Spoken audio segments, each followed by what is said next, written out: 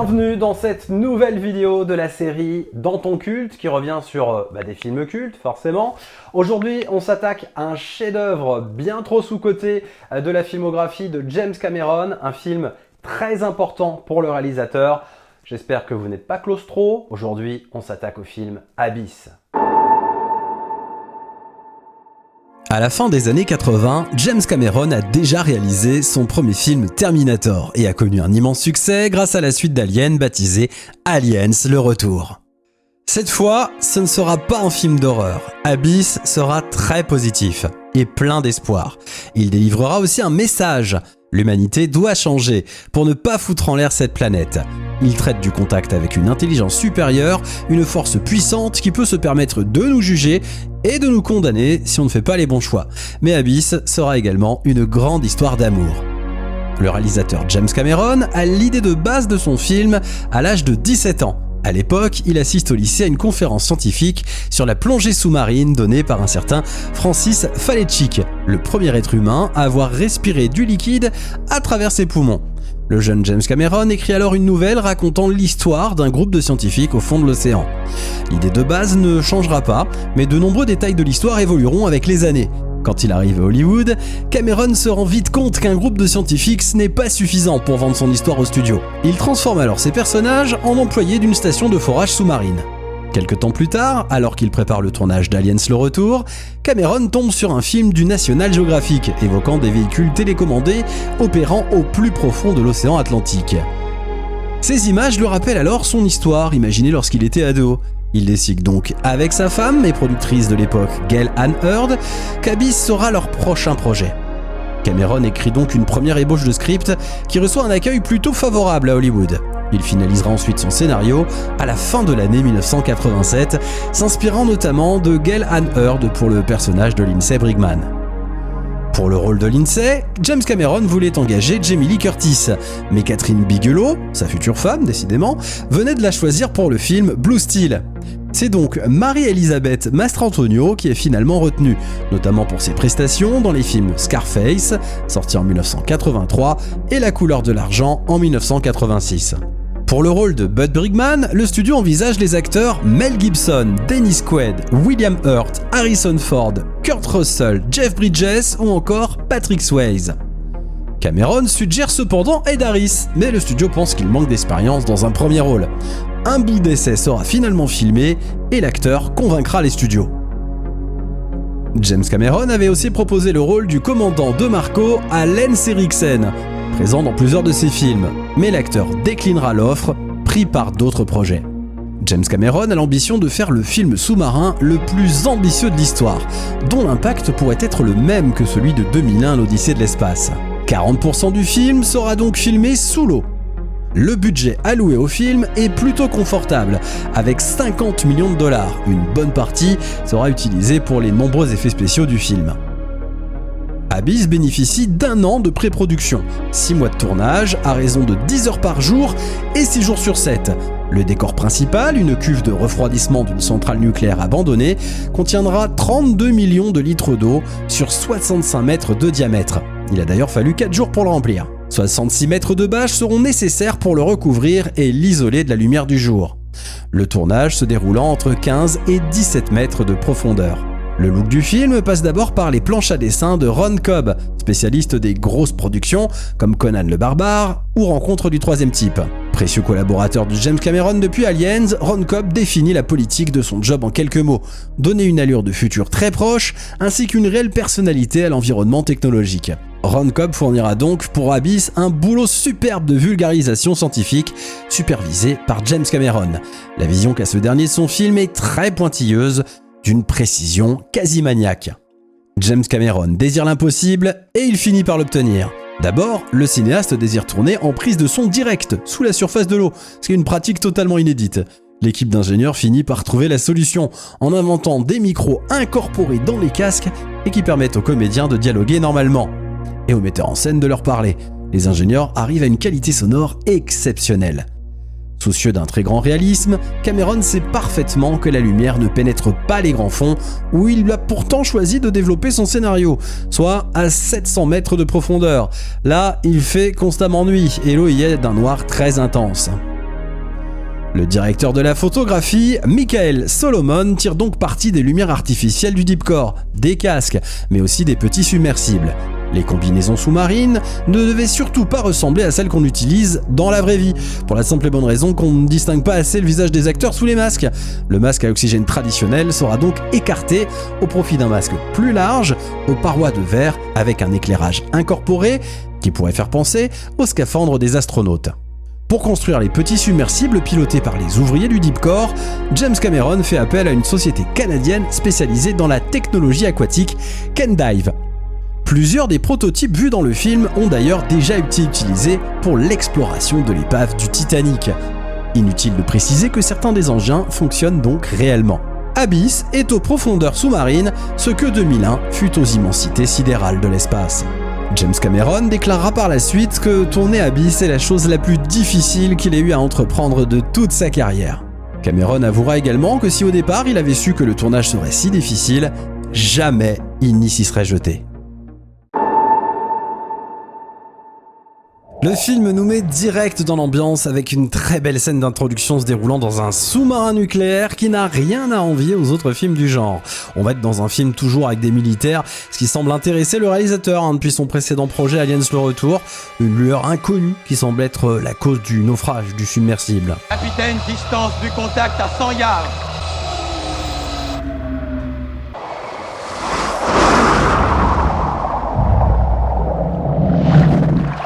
On est dans son sillage. On stoppe là-bas. Gouvernail de profondeur à bâbord, tout. On a une panne hydraulique, les ailerons ne répondent plus, capitaine. On découvre alors une équipe de plongeurs dirigée par un certain Bud Brigman sur une plateforme pétrolière spécialisée dans les forages en haute profondeur.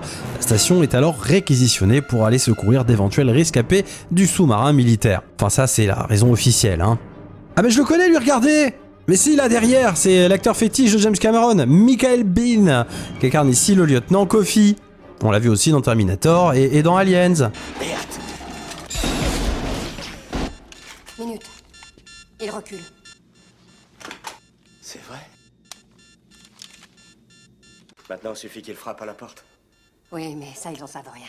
On découvre Lindsay qui a conçu entièrement la station. Je peux pas croire que tu les aies laissés prendre ma station. Ta station. Ma station. Je l'ai entièrement conçue. Et qui n'est autre que l'ex-femme de Bud. Déteste cette emmerdeuse. T'aurais peut-être pas dû l'épouser, alors. Enfin ça a l'air plus compliqué, vu qu'ils ont pas l'air encore divorcés. Hein. On nous a parfaitement briefé, Madame Brigman. Ne m'appelez pas comme ça, j'ai horreur de ça. Très bien. Et comment voulez-vous qu'on vous appelle, monsieur? Et elle a pas l'air très appréciée par l'équipe non plus. Et une nuit, c'est Lindsay. Oh, salut, Lindsay. Coffey a l'air d'être un petit peu nerveux lui. Quel est ton problème, hein? Dans cette plongée, vous n'avez absolument rien à faire sans ordre direct de ma part, et vous devez suivre les ordres sans discuter. Est-ce que c'est clair? Et des tensions apparaissent déjà entre lui et Bud. On a une certaine façon de faire les choses ici. Moi, je n'ai pas à savoir comment vous faites les choses ici. Prépare ton équipe à plonger. On découvre alors un mystérieux liquide rose qui permettrait de respirer sous l'eau comme un petit poisson. Il en reçoit le fluide dans ses poumons. Maintenant, il commence à se détendre. Il respire bien. Regarde sa poitrine. Il reçoit plein d'oxygène. Putain de rat respire cette saloperie. Bon alors ça c'est clairement le genre de truc qui nous est présenté en début de film et qui aura son importance au moment du climax, hein, ça me semble évident. Coup de bol, l'un des plongeurs va alors céder à une crise de panique lors de l'exploration du sous-marin.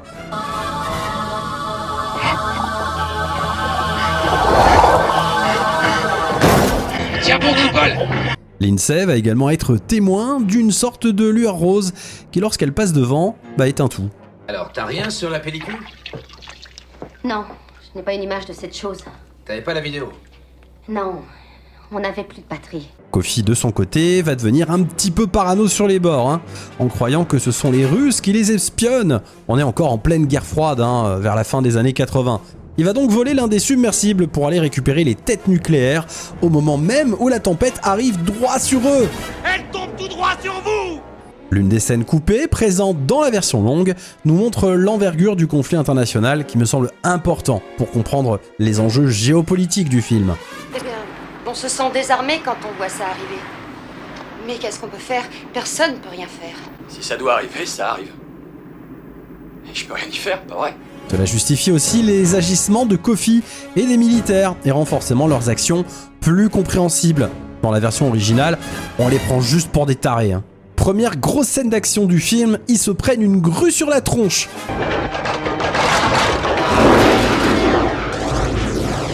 Ce qui va les entraîner un peu plus vers le fond et les isoler de la surface.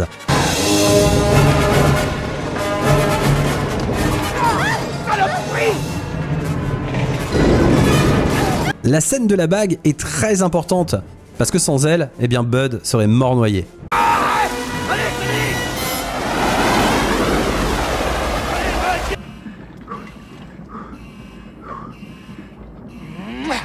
En effectuant une réparation, Lindsay tombe alors nez à nez avec une sorte de vaisseau extraterrestre, mais sous la mer.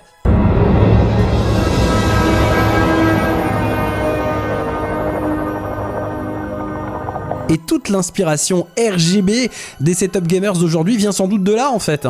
D'ailleurs, c'est pas vraiment des extraterrestres vu que c'est sous l'eau. Donc on appelle ça comment ? Une intelligence non terrestre. Une intelligence non terrestre. Oui. Une INT. Oh les mecs, c'est mieux qu'un OVA. Un objet volant aquatique. Et Kofi a l'air d'avoir bu un petit peu trop de café. Vous n'avez pas à savoir les détails de notre opération. Cela vaut beaucoup mieux pour vous. Ah, vous avez raison, je n'ai pas à le savoir. Moi, ce que j'ai à savoir, c'est que vous ôtiez cet engin de ma station. Est-ce que vous avez compris, Dark Vador ? Vient ensuite une scène qui marquera pour toujours l'histoire des effets spéciaux au cinéma, avec la première tentative réussie de morphing en images numériques.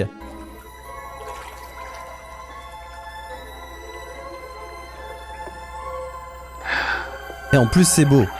Laissez de communiquer.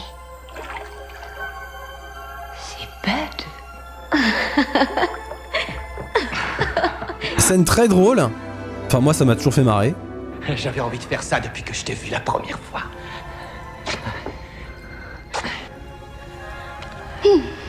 S'ensuit une petite séquence ASMR qui me fait toujours le plus grand bien.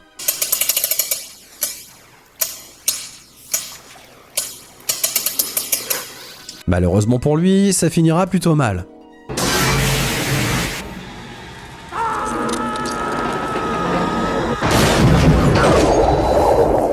Et pour Lindsay aussi, du coup, parce que pas de poux. Pas de poux. Pas de poux. Donc pas de poux, pas de poux. Pas de palais. Pas de palais. Ah bah non, en fait, elle est encore en vie.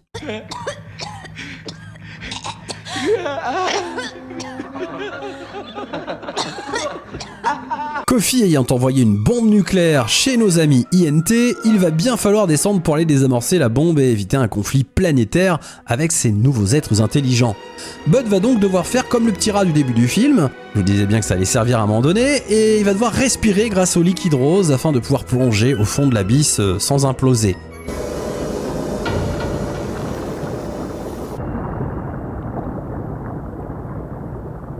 Il finira par rencontrer ces INT qui dans la version longue lui expliqueront pourquoi ils sont là et ce qu'ils attendent de l'humanité.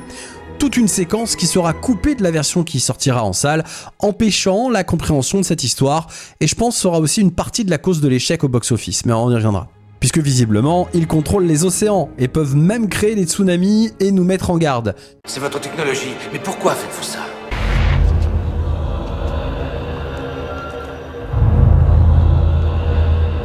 Je veux dire, si on voit pas cette scène, on comprend absolument rien de la fin du film. Alors pourquoi l'avoir coupé, putain ?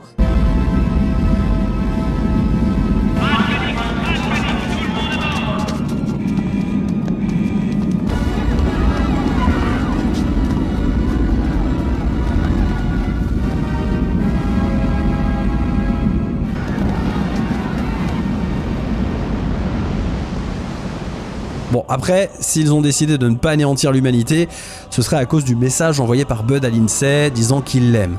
Donc peut-être un peu simpliste comme explication. Visiblement, ils peuvent également agir sur la météo. On est la tempête là-haut.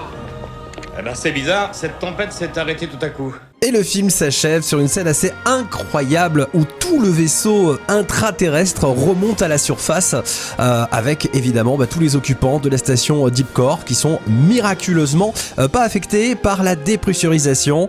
Un petit bisou.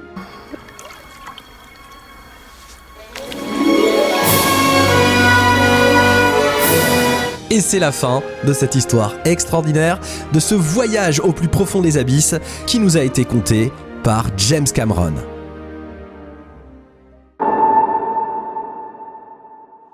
Abyss ne fut pas un grand succès en salle. Au box-office mondial, le film atteindra 90 millions de dollars de recettes pour un budget initial de production de 69,5 millions de dollars. Si le film est un échec commercial aux États-Unis, malgré de bonnes critiques, il reçoit en revanche un bon accueil du public à l'étranger, et notamment chez nous en France, où il totalise près de 2 millions d'entrées. Les effets visuels utilisés pour ce film sont les premiers de l'histoire à utiliser des effets entièrement numériques. Comme l'aventure intérieure de Joe Dante, un an plus tôt, Abyss raflera l'Oscar des meilleurs effets visuels en 1989. Ce travail sur les effets numériques sera d'ailleurs la base utilisée pour créer ceux du T-1000 dans Terminator 2. Le fluide respiratoire employé dans le film pour la plongée en grande profondeur de Bud existe vraiment. De même, la scène où un rat est emprisonné dans une cage et respire ce liquide dans lequel il est plongé n'est absolument pas truqué. Toutefois, le défaut de ce liquide à base de perfluorocarbures est que son inhalation n'est pas réversible et que les poumons se fatiguent au bout de quelques heures, conduisant à l'asphyxie. L'animal est donc techniquement tué à ce moment du tournage. Cela a attiré les foudres des associations de protection d'animaux à l'époque, cette scène ayant même été supprimée de la version sortie au Royaume-Uni. Pour ce qui est de la scène similaire avec Bud, Ed Harris retient en fait sa respiration. Dès la recherche des lieux de tournage, ne parvenant pas à trouver un plateau immergé assez profond, il fut décidé d'utiliser une centrale nucléaire désaffectée située en Caroline du Sud. 4 mois furent nécessaires pour construire le décor de la station Deep Core, 5 jours pour remplir le réacteur de 28 millions de litres afin d'obtenir les 13 mètres de profondeur voulus par le réalisateur dans ce bassin artificiel. Pour simuler la noirceur des fonds sous-marins, une immense bâche noire sera tirée au sommet du réservoir pour priver le plateau et les décors de la lumière du jour. Et la surface de l'eau sera d'ailleurs également recouverte par 7 milliards de billes en polypropylène de couleur noire. Lors des nombreux problèmes rencontrés par l'équipe technique, qui durent parfois durer des heures, les acteurs ont eu le temps de s'adonner à tout un tas d'occupations diverses et variées. Kimberly Scott a par exemple dû tricoter 5 pulls durant le tournage pendant qu'elle attendait de longues heures dans son sous-marin. Marie-Elisabeth Mastrantonio dut s'allonger sur un sol glacé pour la scène de la réanimation et subir des massages cardiaques tout en simulant des chocs électriques. La plus connue des anecdotes du film concerne son acteur principal, Ed Harris. En effet, lors d'une séquence où l'acteur doit passer d'une écoutille à une autre, en apnée et à la nage, il est censé récupérer de l'air dans une bouteille placée en haut d'une échelle. Sauf qu'après la première prise, James Cameron estimait qu'Ed Harris ne s'était pas assez donné à fond et que la scène manquait de réalisme. Il décida donc de déplacer la bouteille d'oxygène un petit peu plus loin sans en avertir l'acteur. Lors de la seconde prise, Ed Harris paniqua de ne pas voir la bouteille à sa place et commença à manquer d'air avant de sortir de l'eau in extremis pour éviter la noyade. Ah ouais, carrément. Une fois la scène achevée, Ed Harris eut une vive altercation avec son réalisateur. L'acteur en fut tellement affecté qu'il refusa de faire toute promo pour le film et jura de ne plus jamais retravailler avec James Cameron. Mais l'un des plus gros problèmes rencontrés par l'équipe fut l'eau utilisée, car pas suffisamment filtrée et beaucoup trop chlorée, à tel point que certains membres de l'équipe technique ont perdu leurs cheveux ou se sont retrouvés avec le crâne brûlé. Ah ouais, quand même, hein. Pendant le tournage, l'équipe a dû faire face à une rupture du réacteur, inondant ainsi tout le set et entraînant une panne d'électricité. Le plateau a donc été plongé dans le noir total, comme au fin fond de véritables abysses. Obsédé par son souci de réalisme, James Cameron exigea à ses comédiens qu'ils passent un brevet de plongée sous-marine. Des comédiens qui ont d'ailleurs été mis à rude épreuve puisqu'ils passaient des journées de 10 heures immergés dans l'eau, 3 fois par semaine. Pour gagner du temps, James Cameron conseillait d'ailleurs à ses acteurs d'uriner dans leur combinaison. Bah d'accord. À force d'entrer et de sortir de l'eau, la plupart des comédiens sont tombés malades pendant le tournage. La Fox prit alors l'initiative de leur faire installer des jacuzzis pour les réchauffer. James Cameron utilisait d'ailleurs son temps libre pour visionner ses rushs ou modifier son scénario directement dans ses jacuzzis improvisés. Face à l'exigence répétée de James Cameron, ses techniciens commencèrent à rebaptiser Abyss avec le titre The Abuse ou l'abus. Ils ont même fait imprimer ce nouveau nom sur des t-shirts qu'ils portaient pendant le tournage.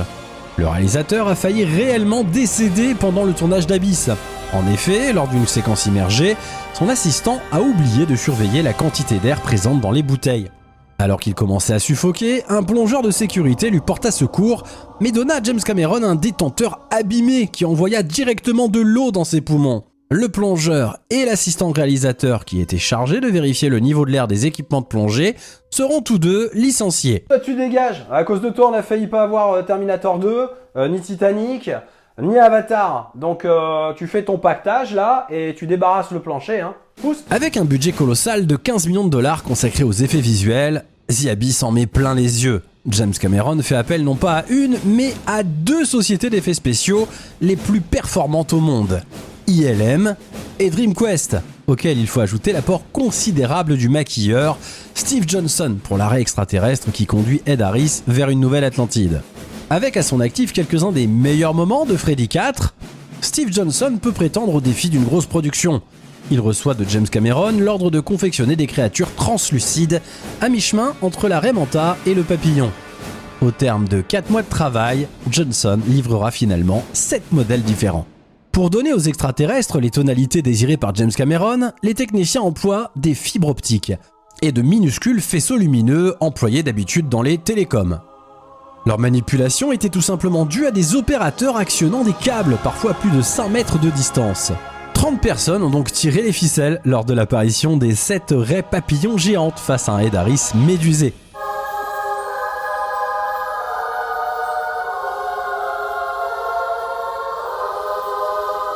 Finalement, Steve Johnson confie ses marionnettes à DreamQuest qui les incruste dans l'image. Au-delà de la simple alternance des plans avec des personnages en chair et en os et de ceux où tout est miniaturisé à plus ou moins grande échelle. L'image la plus connue du film Abyss est bien sûr l'intrusion d'une longue colonne d'eau sous forme de reptile dans la station Deep Core. Le serpent modèle l'eau à sa convenance et reproduit les visages humains qu'il aperçoit. Le résultat est vraiment impressionnant. Séquence réalisée entièrement par ILM et les équipes de Dennis Muren. James Cameron lui donnera des indications très précises. L'entité sera très mobile, fera onduler ses anneaux imaginaires et devra même miroiter, comme n'importe quelle surface aquatique. Mais rien n'est impossible chez ILM, surtout si on y met le prix. À partir d'une sculpture de résine, Dennis Muren programme le serpent sur un ordinateur traitant uniquement de l'animation en 3D. Suite à une reconstitution sur ordinateur de l'environnement, Dennis Muren arrive à un résultat miraculeux. 8 mois de travail et de performances techniques pour 70 secondes dans le film. Le clou de cet épisode est atteint lorsque le serpent imite les visages de Marie-Elisabeth Mastrantonio et d'Ed Harris. Un scanner enregistre les expressions faciales des comédiens, qui sont ensuite introduites dans un ordinateur, exerçant un contrôle direct sur les points névralgiques du visage, manipulés par l'ordinateur. Ce serpent de mer dépasse de loin ce qui a déjà été vu dans le domaine. La scène est tout simplement merveilleuse, émotionnelle et vraiment touchante. Le talent de Dennis Muren fut également mobilisé pour une séquence catastrophe où les extraterrestres déclenchent un gigantesque raz-de-marée pour sensibiliser l'opinion mondiale sur les dangers d'une débâcle écologique. James Cameron décidera finalement de supprimer cette séquence pour cause de durée maximum à respecter, le film sorti en salle durant déjà 2h15. La séquence sera finalement réintroduite dans une version longue de 2h43 qui sortira en DVD en 1993. La productrice Gail Hurd expliquera que ce fut le tournage le plus difficile du siècle sur le plan technique, mais aussi physique et émotionnel. James Cameron et Gail Hurd, mariés avant Abyss, se sépareront lors de la pré-production et divorceront en février 1989, 2 mois seulement après la fin du tournage du film. Malgré un accueil mitigé du public à l'époque, le film reste l'un des plus gros succès critiques du réalisateur d'Avatar, Titanic et Terminator. C'est aussi une œuvre très personnelle pour James Cameron, car en plus des thématiques marines qu'il retrouvera un peu plus tard dans ses plus gros succès, le réalisateur était à cette époque en plein divorce. C'est donc sa propre histoire qu'il met en scène à travers le couple formé par Ed Harris et Marie-Elisabeth Mastrantonio. Et difficile de qualifier ce film. Thriller claustrophobique de science-fiction, avec parfois des séquences angoissantes sous fond de menaces de guerre nucléaire planétaire, Abyss mélange les genres. C'est aussi un huis clos oppressant, avec des personnages qui sont isolés sous l'eau à plusieurs centaines de mètres de profondeur, piégés par une tempête à la surface et dans l'impossibilité de remonter à cause des problèmes de décompression. Abyss est un film tout simplement spectaculaire, novateur, titanesque dans sa version longue, mais aussi intimiste. C'est près de 3 heures de grand spectacle, de suspense, d'effets spéciaux superbes et de sentiments humains comme on les aime. C'est aussi le premier film dans lequel le réalisateur partage avec le public son amour des fonds marins. Teinté toujours de son avertissement sur la menace des armes nucléaires, au cas où on n'ait pas bien compris le message dans son premier film Terminator. Ce que James Cameron veut nous dire dans Abyss, c'est que si nous ne prenons pas soin de notre planète, elle finira par se retourner contre nous. Le message écologique évoqué par James Cameron est direct et ne prend pas la peine d'évoquer le réchauffement climatique, la surpopulation ou la disparition de la couche d'ozone. Le cinéaste choisit de ne rien dire et de laisser le spectateur deviner le pourquoi du film.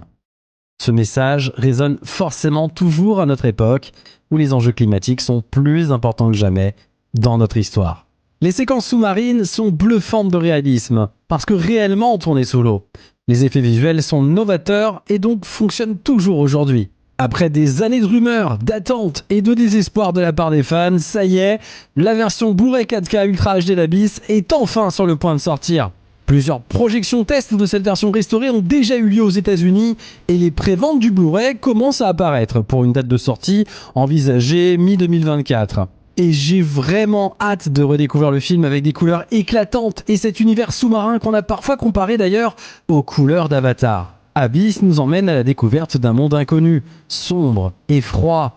Et puis il y a cette civilisation intelligente qui vit au fond de l'océan, cachée du monde, dont on ne saura finalement pas grand-chose, mais qui garde un œil sur nos actions à la surface parce que nous partageons avec eux la même planète.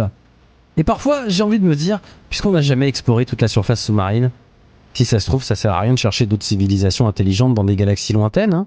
Avant de chercher des preuves d'une vie intelligente dans d'autres galaxies, commençons déjà par prendre soin de nous et de notre propre planète.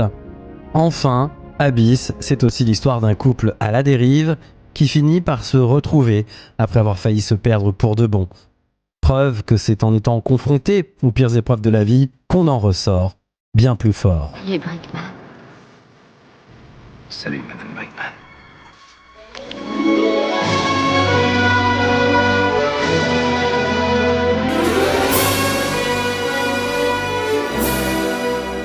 Merci d'avoir regardé ce nouvel épisode de la série Dans ton culte consacré à Abyss, film que j'adore. J'ai vraiment hâte d'ailleurs de mettre la main sur le Blu-ray 4K Ultra HD qui va sortir, hein, ça y est, a priori pour le mois d'avril.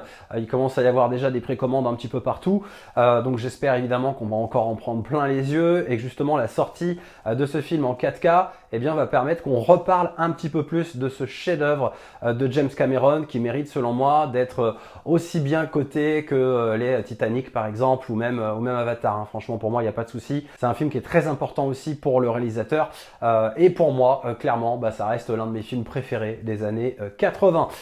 Si vous avez aimé cette vidéo évidemment je vous encourage à vous abonner. Je rappelle que c'est totalement gratuit, hein. S'abonner ça se fait en un clic et ça va juste soutenir et récompenser mon travail sur cette série de vidéos Dans ton culte parce que honnêtement ça demande des heures et des heures de boulot, c'est normal, mais moi j'adore ça franchement et puis j'aime encore plus vous lire en commentaire, donc n'hésitez pas à, comme d'habitude, me lâcher des petits commentaires.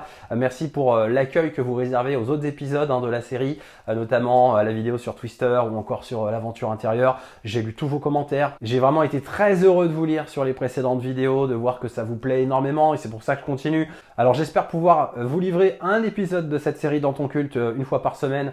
Je vais faire le maximum, donc c'est pour ça que je compte sur vous pour vous abonner, liker cette vidéo si ça vous a plu, laissez-moi un petit commentaire comme d'habitude. Il ne me reste plus qu'à vous dire à la prochaine, soyez heureux. Soyez heureux.